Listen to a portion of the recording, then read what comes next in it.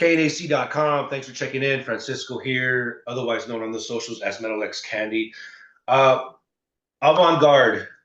It's a special term for bands that break the mold, are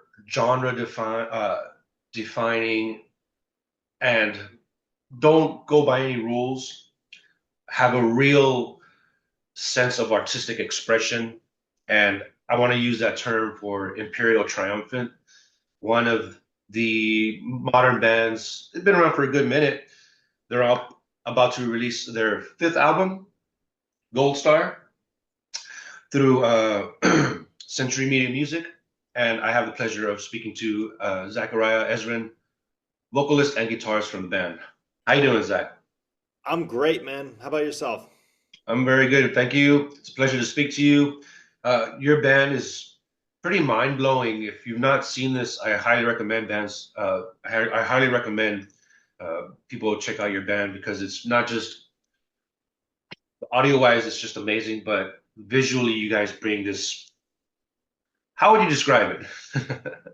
My elevator pitch has always been if we sound like if Miles Davis from the 70s formed a Mm, death metal band. mhm. And while that's not 100% true, I think it's kind of an exciting sales pitch. And it's definitely, yeah, there's no rules with Imperial. We do as we please. And, pretty much every track on the album sounds different. Mhm. And you mentioned Miles Davis. I believe, didn't you guys do a cover of a Miles Davis song too? We did. We did a Nefertiti cover, which was super psychedelic and Mhm. weird. I happen to love Miles Davis. Amazing stuff. So let's talk about Gold Star, your Century Media release. Amazing artwork here. Um, Thank you. Kind of gives me, is it Metropolis or Megalopolis? What was that movie that came out? Metropolis. Yeah, well, tell me the idea behind this artwork. The idea behind the artwork is kind of like it begins kind of like the whole concept really with the record, I guess, is like these inspiration from like 50s and 60s cigarette advertisements. So like sort of going with these kind of color palettes and hues, trying to make it seem like Gold Star is this defunct 50s cigarette brand that's sponsoring the album. And that's why we put the little jingle halfway through the album, like on the start of the B side. And yeah, just make it seem, I think cigarette advertisement is very interesting because it's so dark, every one of these ads from the 50s, 60s onward are like sexy and cool and luxurious and glamorous, and it's a product that will destroy you. And Yeah. there's allegory from between that and life in New York City, as well as Mhm. Imperial Triumphant. We have these gold masks and these gorgeous album covers that are always like, not super violent like most metal bands, but then the music will kill you. Yeah. Well, violent yeah, violent's a good word. It's like it attacks you, but it's like pleasurable in a word sadistic way, I guess. Mhm. Your senses are really like just awakened by your guys' approach. And you guys are a power, like I love using the word power trio. You're up there You're a with like, power trio for sure. yeah, you're up there with like, Venom and Rush, and then you have Imperial Triumphant. Um, so tell us more about the album. Is there, you said there's a bit of a concept behind the album? Well, that's sort of like the theme. It's not a concept album in the sense that there's like a story or an overarching thing. Every song is a standalone thing, but I think that was sort of like what we were going towards with the packaging the uh, and the overall just kind of motif, if you will.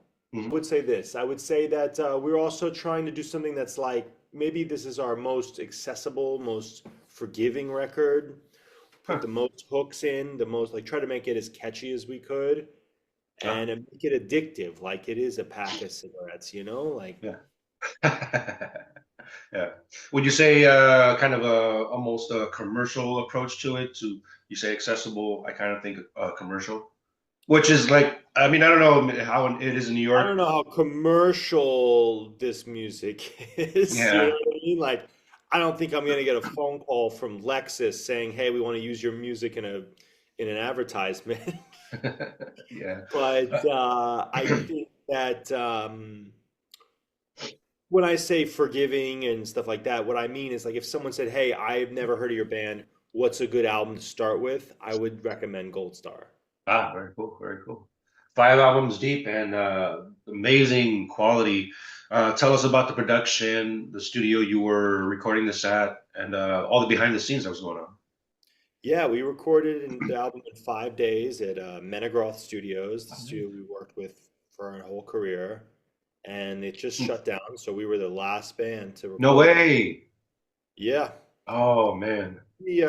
pretty unbelievable experience, and yeah, we just kind of ripped it. You know, Yeah. we only had 5 days is the thing. We had that had to go on the road, so it was just like you know, we basically write the music, spend months rehearsing it, tinkering with it, making it small micro adjustments Sure. up until like literally while we're in the studio, still making adjustments, Hmm.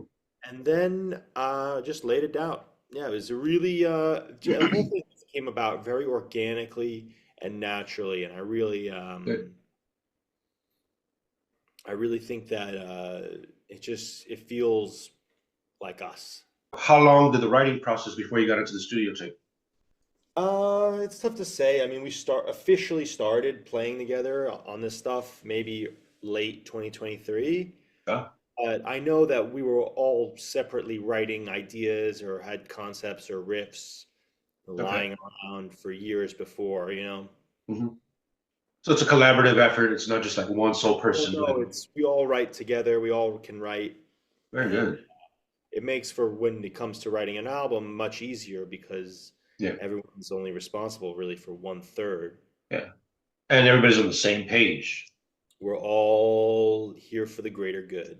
Yes, yes, very good, very cool. I highly recommend that the band that collaborates like that and is on the same page is going to be successful. And you guys have been tremendously successful in I would say it's maybe a short amount of time. I don't know. What do you think?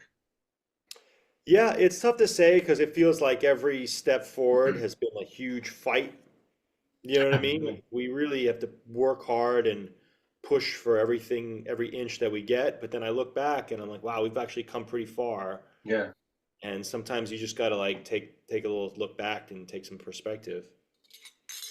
And tell us about like the background, your background, the other members' background of as far as their musical ability or their artistic expression, because it's like I said, it's a really a brilliant piece of art that you guys Thank you. I've been playing guitar for a very long time, and I have a degree in classical composition. oh, awesome. And my rhythm section, they each have a degree in jazz performance. Ah, okay. So yeah, it's a very, very strong combination, I'd say. And we all love metal and we all love all sorts of music. So it's really a tremendous pleasure to play with these dudes. Oh, and it's comes together brilliantly, I gotta say. And you mentioned touring. You guys are a bit of a touring machine. You guys are about to hit the road with Mayhem for, I guess, their installment of the Decibel Tour coming up. Are you pretty pumped about that? So excited. Yeah.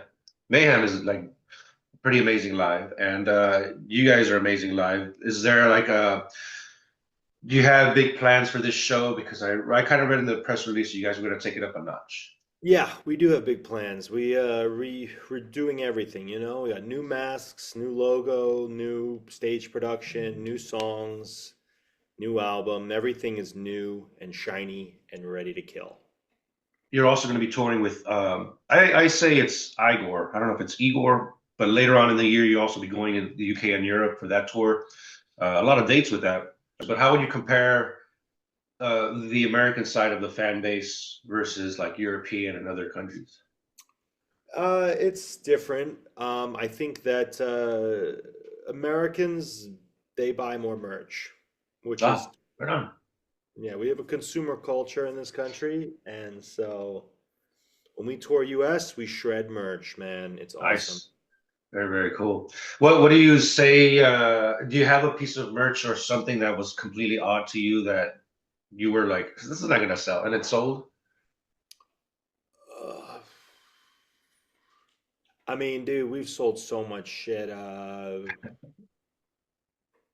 sold a pair of like I signed like a pair of like underwear I had Oh, what? and sold that at a show.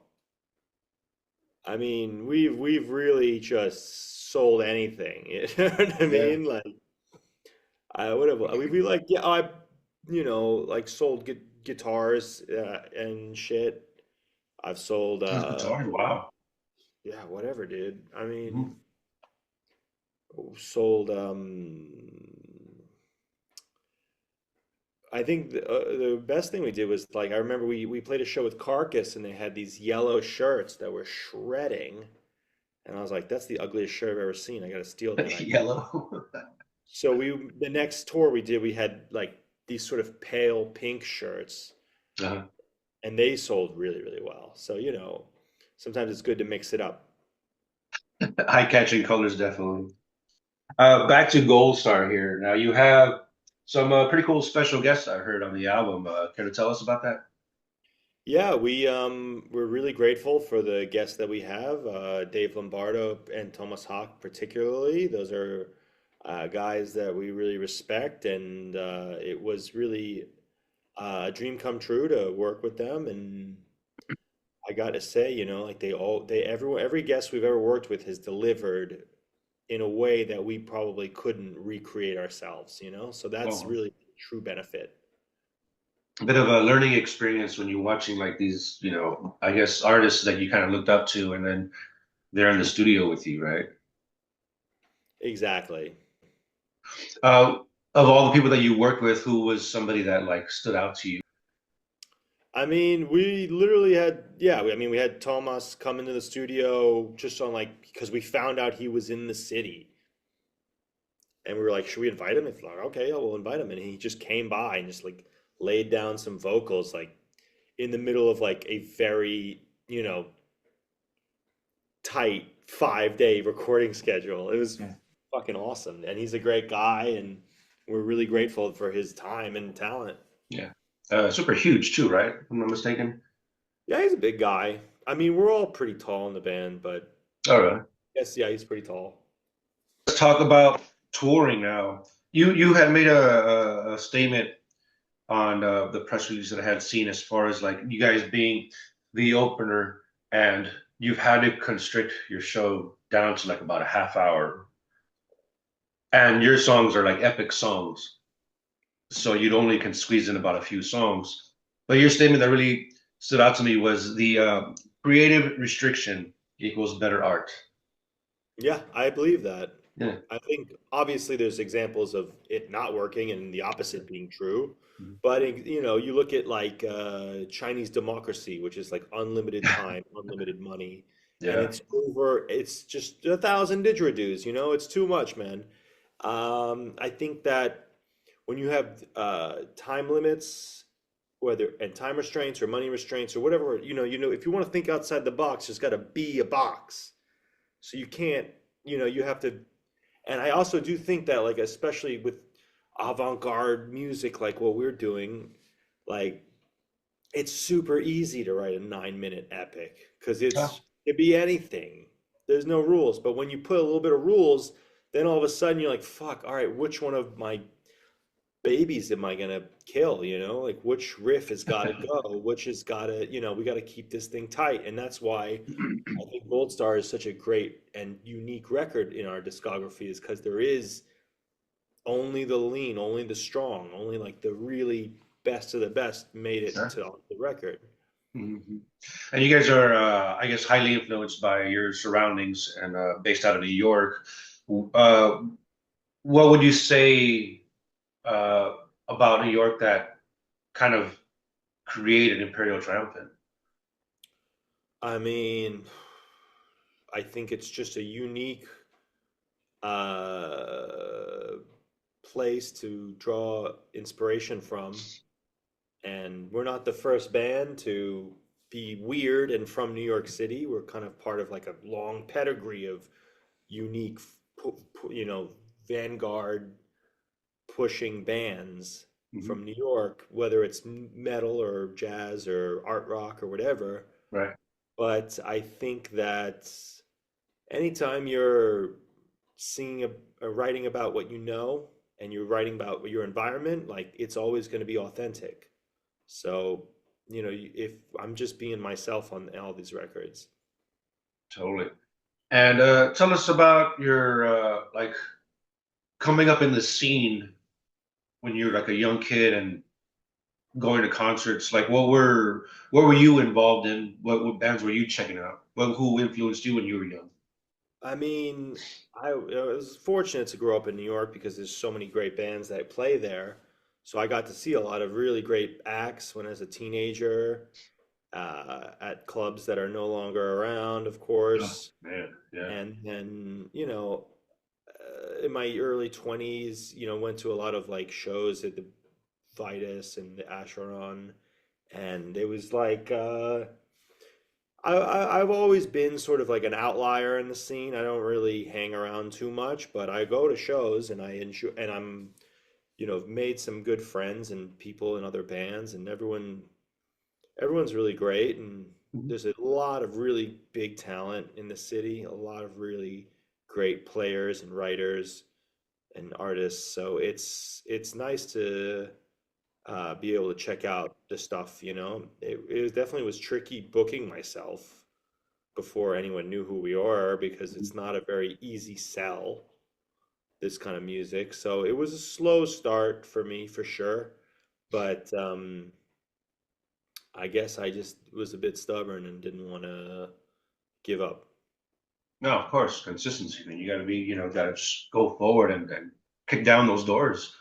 When Imperial Triumphant started out, did you guys don the shrouds and the masks? No, No. that was much later because it started out, it wasn't even the same lineup, Mhm. but it was, yeah, it's just a natural progression, and everything that we've done visually and sonically and thematically has always been like an organic growth. You know what I mean? Like whatever whatever feels right is what we're gonna do. And you guys were on tour and you guys have toured a lot. Which were one of the tours that were your favorite, that you felt you learned a lot from, that were difficult, that, at the end of it all, you were like, I'm glad that happened. It's tough to say, man. Every tour is different. There's not a single tour that we've done where I feel like we didn't have to do that tour or like that was a waste of time. Everyone has been in some way of growth. And, you know, we've made a lot of mistakes along the way, and it has only led to us touring now even more comfortably, you know, Right. and understanding how to like how to tour and keep things the most uh yeah, comfortable, I guess is the way, because it's not that glamorous being on the road and it's not that easy. But once you've done it a few times, you learn what works for you and your band, and how to you know, navigate that. And there's been lot of great acts that we've opened for, and or bands that have opened for us. And yeah, it's my favorite part of the gig is playing shows. And how do you interact much with fans before, or I guess maybe after the show? Yeah, sometimes, you know, it depends on what the time schedule's like, Right. but I mean, I'm not like hanging out at the bar, like, you Right. know, but like, yeah, if I end up in a conversation, of course, I gotta give them the time of the day, you know, because these are the Sure. people buying your tickets. Yeah. Buying that merch. Yeah. Exactly. And you guys also released a video for the album. Tell us about the video. Yeah. That was an unbelievable experience. That video was a dream come true for me, you know. Yeah, It's my favorite building in the city, at the Chrysler Building, and that was awesome. absolutely insane. So, yeah, we really are. I'm very proud of that video, and and that song. I think it's just like it's really cool, and yeah. And we just dropped a video today, actually, for Pleasure Dome featuring Dave Lombardo. That was also like crazy to shoot this video with all these like showgirls running around and like just trying to create some, vintage chaos or whatever. Right on. I'll Thank make sure to put the links to the videos in the comments here, as far as also links to the pre-orders. This album, you. Goldstar, through Century Media, will be out in March the 21st. Aside from the tours, do you have any big plans for the release? Um, I mean that it's the first time we've ever released an album like right before a tour. So it's Mhm. pretty exciting, in fact, because we were able to capitalize on that Yeah, that popularity. So yeah. yeah, I don't know. Maybe I'll pop a bottle of champagne in the day on stage. I Winning. think you definitely should celebrate, man. You guys are amazing. Uh, You mentioned that you sell guitars as part of like one of the random things you sell. We have some gearheads that watch my videos as well. Tell us about the gear that you're using on stage and in the studio, which Gold I'm sure is Star a lot. recorded primarily on a Gibson Les Paul Access that I've souped up with different, pickups and stuff from Avadision pickups. And then live, I'm either using that guitar or I'm using my Flying V90 from Gibson. Also with Avadision pickups. It's a wild guitar with gold everything pretty much. And then I just got a new one, which I think I'm trying to figure out if I want to make it my European guitar or I want to make it like my fly-in guitar because it's small. It's Ah, like a Gibson M3, super rare model. They didn't make a lot of them, but it's basically like Gibson's version of a Super Strat, and it is really fun to play, really razor thin neck, 24 frets, maple board, which for anyone who knows anything about Gibson is very rare. wow. And it rips. And I think like, yeah, I don't want to fly with the Flying V because it's a pain in the ass. It's so big. Yeah. I'd rather take a smaller guitar. So I'm going to use that, probably like a Les Paul, I think. Mhm. Any talks with Gibson and maybe making your own custom guitar? I think maybe what would most likely is like a custom Kramer. Great.